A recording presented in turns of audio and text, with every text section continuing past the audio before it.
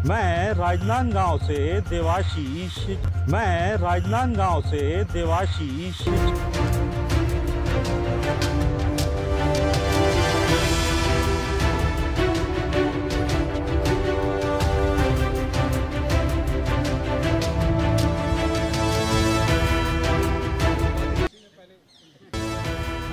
आज पूर्व मुख्यमंत्री भूपेश बघेल दिल्ली से लौटे और पत्रकारों से बात की। पत्रकारों से बात करते हुए भूपेश बघेल ने भारत पाकिस्तान के बीच सीज फायर में अमेरिकी राष्ट्रपति डोनाल्ड ट्रंप के हस्तक्षेप को अपमानजनक बताया। साथ ही साथ कहा कि कांग्रेस युद्ध में सेना और सरकार के साथ है।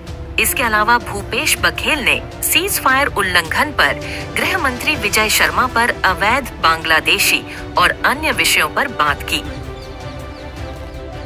P news public press partner news की रिपोर्ट। तेज खबरों के लिए हमारे व्हाट्सएप नंबर जो स्क्रीन में दिखाई दे रहा है 73899903 को अपने ग्रुप में जोड़े एवं एडमिन बनाएं। हमारे चैनल को सब्सक्राइब करें एवं फेसबुक लिंक में जाएं। आप हमारे से फ्री में कुंडली भी दिखा सकते हैं। पहले 5 मिनट कुंडली फ्री है। पत्रकार एवं मास्टर इन एस्ट्रोलॉजी देव आशीष।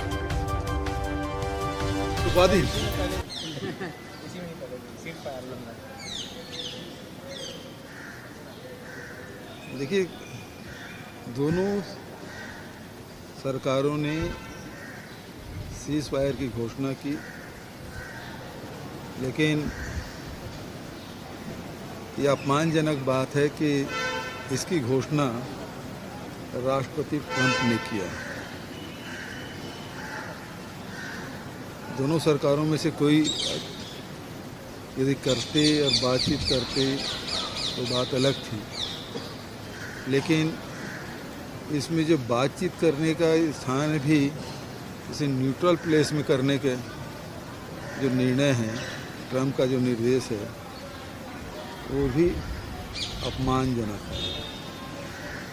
इसके पहले की घटना हम याद करें कि 1971 में इंदिरा जी ने स्पष्ट कर दिया कि कोई बड़ी शक्ति भारत के हस्तक्षेप हम बर्दाश्त नहीं करेंगे।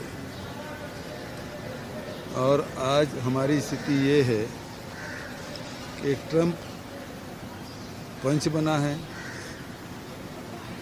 और मध्यस्थता तो कोई भी कर सकता है, लेकिन जो घोषणा की गई है वो बेहद दुर्भाग्यजनक है। और इसलिए कांग्रेस पार्टी ने ऑल पार्टी मीटिंग की मांग की है और लोकसभा की बैठक आहूत करने की मांग सरकार से की है, ताकि सारी बातों पे चर्चा हो सके। देश जानना चाहता है कि आखिर शर्तें क्या है और क्या ऐसी परिस्थिति बनी कि ट्रंप के ट्विटर हैंडल से हमको पता चलता कि सीज फायर हो गया। तो ये बातें हैं, युद्ध तो रुकना चाहिए और सरकार ने जो फैसला किया उसमें हमें कोई आपत्ति नहीं है, लेकिन जिस प्रकार से जो घटनाक्रम है वो बेहद दुखद है। सीज फायर होने के बाद सीज फायर का उल्लंघन किया गया पाकिस्तान में। अब सरकार इसमें हम कांग्रेस पार्टी ने शुरू से स्टैंड लिया है कि सरकार जो भी कदम उठाए हम सरकार के साथ हैं। इस सीज फायर को उल्लंघन किया है तो उसे दंडित करने का काम भी भारत सरकार का है ना।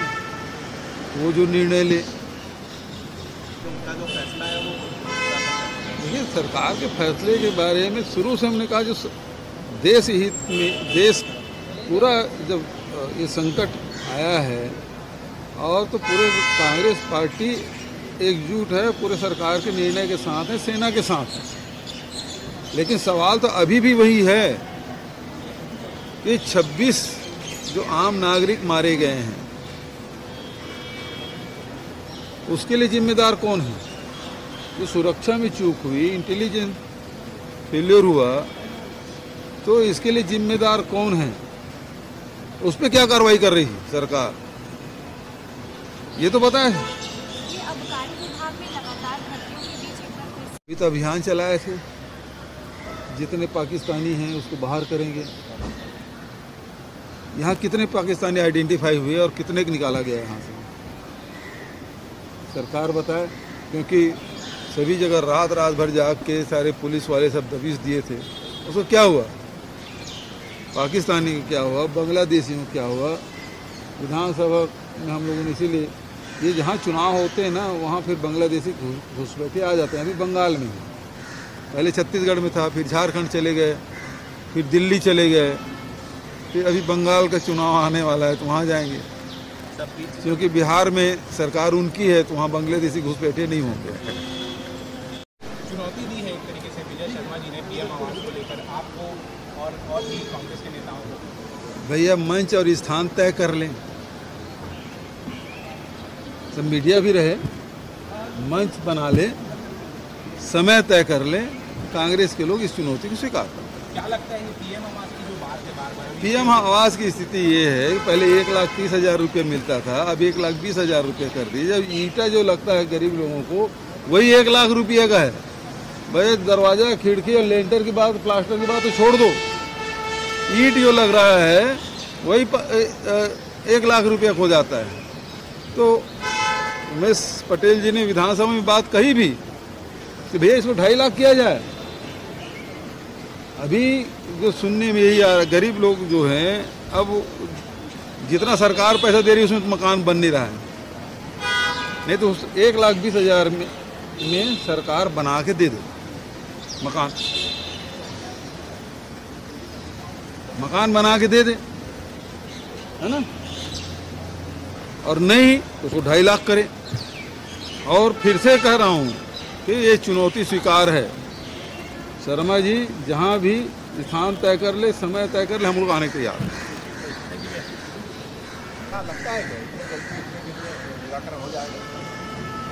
देखिए लिख के दे देंगे कि ये इस विभाग से संबंधित नहीं है,